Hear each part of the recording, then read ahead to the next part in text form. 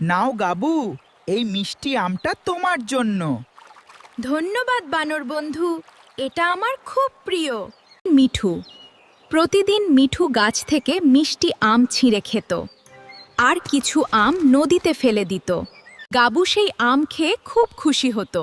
একদিন গাবু বলল, বন্ধু, তোমার দেওয়া আম খুব মিষ্টি। বন্ধুর জন্য তো আরও আছে।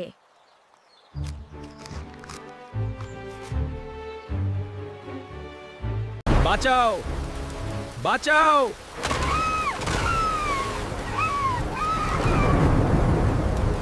ভয় পেও না বন্ধু, আমি আছি। গাবু মিঠুকে নিরাপদে তীরে পৌঁছে দিল। ঝড় থেমে গেলে মিঠুর চোখে পানি চলে এলো। আজ তুমি না থাকলে আমি বাঁচতাম না।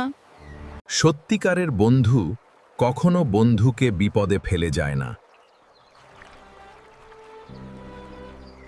We'll be friends forever.